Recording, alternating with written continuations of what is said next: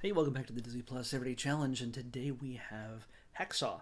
No, it is not the 2020 film that's being released next week or so in 2021, which, yeah, check IMDb if you have any questions about that. No, it's not a horror film. It is about a horse named Hacksaw. This takes place around the Canadian Rockies uh, in 1971. This is a 1971 film. It's an hour and 28 minutes long, and Hacksaw is a stallion that has not been broken. He exists in the wilds, like I said, of the Canadian Rockies, and he's a legend. He roams free, and any man who's tried to take him for his own, to bring him his, make him part of his, I don't know, what they call it, corral or something. Um, he he's fought them off tooth and nail, hoof and claw, and everything else. And yeah, so he's the focus of this picture. Things change though when a young woman and her father come visiting a ranch out in the wilderness here, and it's basically run by a guy named Tim Andrews, who is played by Tab Hunter, which, by the way, as an actor name, makes so much more sense as a character name. I mean, the actor's named Tab Hunter.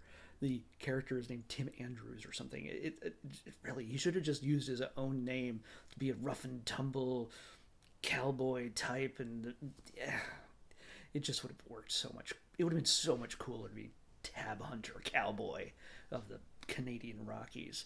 Um, he takes the father and daughter on a fishing trip, and they all ride horses out there, and she's immediately enamored by this hacksaw horse stallion that she actually saw from the plane as they're flying over into the area in which they'd be staying for the week. And she's, this little blonde thing, and I can't tell if she's 15 or 25. Honestly, she's just tiny, and she's blonde, and she's a little bit petulant.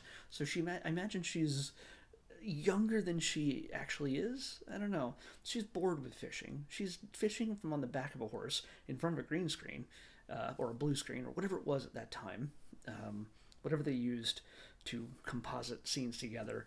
Uh, she was definitely not standing in a river. At least her stunt woman was, but I don't think she was. Although that's weird because there was a moment where she falls in the water. So I don't know if they just added the scene. It just looked really fake.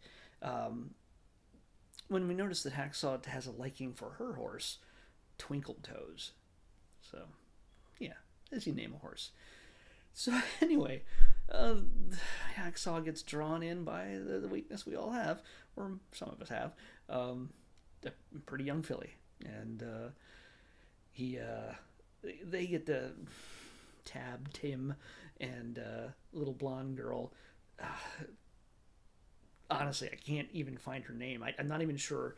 There's like total of two women in this film, and there's only one credited from what I can tell, which is just weird.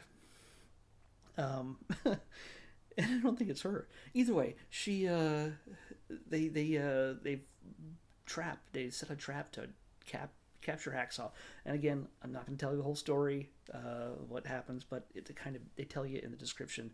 They capture him eventually, and they learn very quickly that nobody can properly ride him. No one can get on his back because he will throw them every single time. So they decide to make him into a pulling horse for like pulling a cart horse for the local competitions. So uh, there's another rival who wants the horse, and he also is fighting against them in the local competitions in this small town where the roads are still mud. That's how small of a town it is.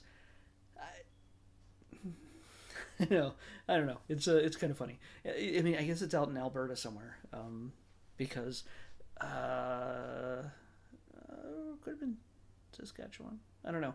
I don't know all of Canada that well. I know some of Canada, but the one of the to me it seems very much like a travelogue. The shots, even though it's a square like 4:3 format, and it was made for television because you can see the breaks in between segments where the commercials are supposed to go. And it's 1971. I don't know. It didn't say there was Wonderful World of Disney, but could have been. I mean, it's a full movie. Um, it looks like a travelogue to get people to visit the Canadian wilderness, and it makes a great case for it because honestly, the mountains and everything else is just freaking gorgeous. So yeah, it does the job there. In the very end, though, it all builds up to a big competition that takes place at the Calgary Stampede. So I've been to Calgary a number of years ago. It's at the exact spot where they filmed the big race. It's awesome. It's a big, beautiful place that's dedicated to horses and riding and all sorts of competitions in that realm. I was not there during that, but I was on the grounds where they filmed all of this, and it's changed immensely since 1971. But yeah, I was there for a comic book convention, so the Calgary Expo in April. Hopefully, it'll be back again someday after we're all back to normal, because America isn't the only one that has COVID. Anyway, yeah. So we get to see this big race, and there's a narrator that talks over this whole thing. It's really the voice of a character we don't even meet until like 40 minutes left to go in the film, the last half of the film. So he's explaining all sorts of technical things about the races and how people do things, and it seems like it's almost a documentary at some points. The movie is not well acted. It's not, it certainly didn't win any awards for acting, I'm sure. Tab Hunter, he's the biggest star in this thing from what I can tell, and he's good, but it's not. This movie didn't really do anything for me. Some of you may have grown up with this film and you love horses and you just love the whole culture of it, or you're Canadian. If you're from Calgary, honestly, dude, that's awesome. That's great. If this thing excites you, revisit it. Give it some. Because honestly, I didn't know this movie existed until I actually watched it on Disney Plus. Give it some love. Give it another watch. It may not have aged as well as you remember it. There's lots of horses in this if you love horses again. So exciting. But yeah, it's not a bad film. It's just not great. It's not something I'm going to go back to and watch again. But if you got somebody in your house who loves horses, this is the movie for them. Disney loves to do certain things. There's certain things that I've noticed watching over a year's worth of these things. They love dog movies. They love horse movies. They love princesses who have at least one dead or missing parent. Body swaps. They love that stuff. So yeah, that's just a few of them. I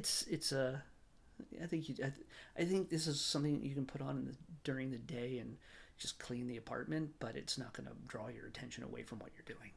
Let's just say that. Unless you're just, there's better things to look at if you really want a great look at the Canadian wilderness. But, this will do if you want horses in those shots as well. So, wild horses. So, wild horses couldn't drag me back to watching it again, but maybe it's not for me. It might be for you. So, yeah, it might be time to check that out on Disney Plus, if that is your inclination. Let's pick tomorrow's episode.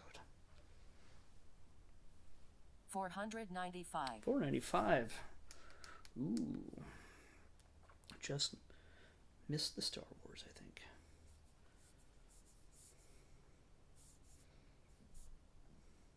Yep. Oh. 495. We had a series. We watched. There's a lot of series featuring this character on Disney Plus.